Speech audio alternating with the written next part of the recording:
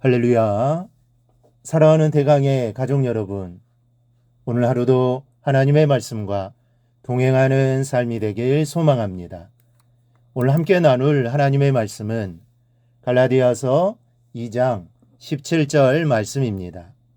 만일 우리가 그리스도 안에서 의롭게 되려 하다가 죄인으로 드러나면 그리스도께서 죄를 짓게 하는 자냐? 결코 그럴 수 없느니라. 아멘. 신앙생활을 하다 보면 어느 때는 오랫동안 신앙생활을 해왔음에도 또 성경의 내용에 대해서 많은 것을 알고 있고 또 교회에서 여러 가지 신앙교육을 받았음에도 성경적 몰이에 빠져들 때가 있습니다. 예를 들어 이 직분을 받았을 때 그렇습니다. 직분받은 것이 마치 자신의 큰 능력을 인정받은 것처럼 느껴지고 또 그만큼 다른 사람에 비해서 더 의인이 된 것처럼 생각되어질 때가 있습니다. 또 반대로 복음의 자신을 비추어 볼 때 자기보다 더 더러운 죄인이 없는 것 같아서 스스로 자괴감에 빠져들 때도 있습니다. 이런 현상에 대해 오늘 말씀은 두 가지를 이야기합니다. 첫째, 모든 사람이 죄인이라는 것을 말씀합니다. 만일 우리가 그리스도 안에서 의롭게 되려 하다가, 이 말씀은 인간은 모두가 죄인이라는 사실입니다. 그리스도 안에서 의롭게 되려 했다라는 것은 그전에는 의롭지 못했다, 죄인이었다는 것을 의미합니다. 죄인이기에 의롭게 될 필요가 있는 것입니다. 이 말은 사실입니다. 하나님이 처음 인간을 창조할 때 그들은 죄인이 아니었습니다. 그런데 이들이 하나님의 말씀을 어기고 죄를 짓게 됩니다. 죄인이 된 것이죠. 그리고 그 손으로 태어나는 모든 사람들은 죄인입니다.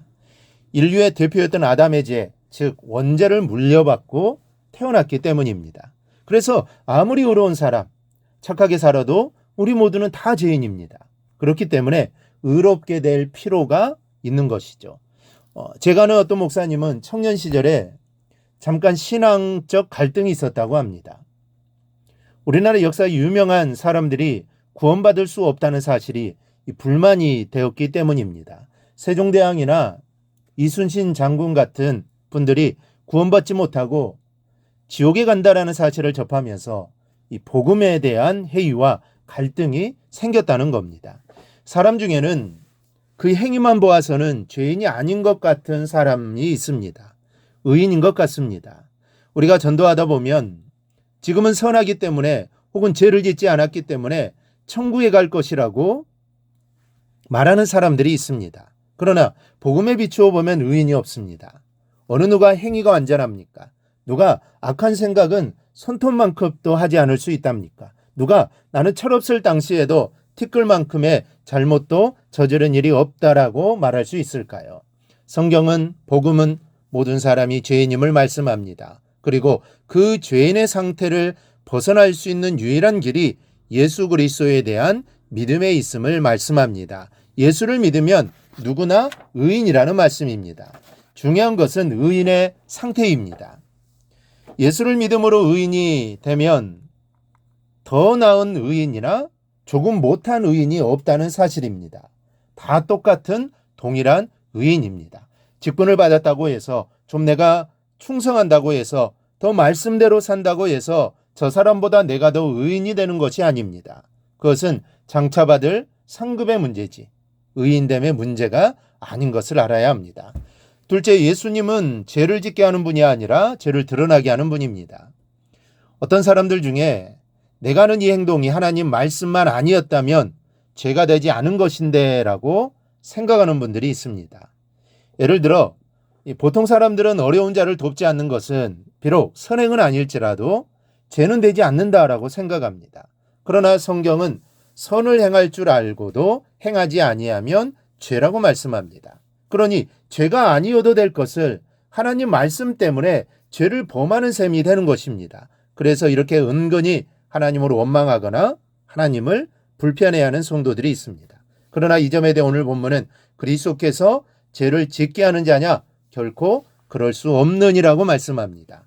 죄인 줄 몰랐던 것을 깨닫게 해서 죄를 짓지 않도록 하시는 것일 뿐이지 없는 죄를 만들어내 죄를 짓도록 하는 분이 아니라는 것입니다. 여러분, 성도는 주님을 불편하게 여기면 안 됩니다. 말씀을 거추장스럽게 생각하면 큰일 납니다.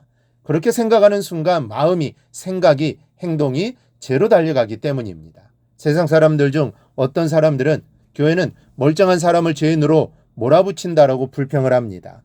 그게 잘못 사는 것 같지 않은데 죄인이라며 구원받으라고 하니 그것을 불만 삼는 겁니다. 그러나 겉이 멀쩡하다고 다 속이 멀쩡하는 것은 아닙니다. 또 자기가 죄인인 줄을 몰랐다고 죄인이 아닌 것은 아닙니다. 어떤 사람이 직장에 취직을 하려고 하는데 건강진단서를 첨부하라고 하더랍니다. 그래서 건강진단을 받으러 병원에 갔다가 자신이 암에 걸렸다는 것을 알게 되었습니다. 그렇다면 여러분, 그 암을 발견하고 암 진단을 내린 의사가 암에 걸리게 한 것일까요? 아닙니다. 이 고마운 일이죠.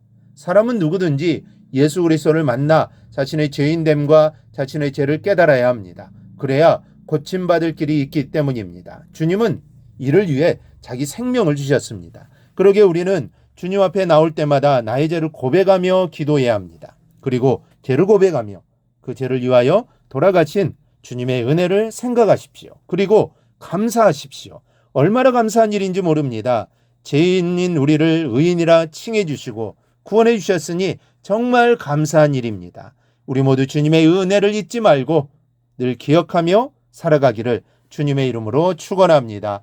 오늘 묵상한 말씀을 굳게 잡고 삶으로 실천하며 살아내는 대강의 모든 성도들이 되기를 축복합니다.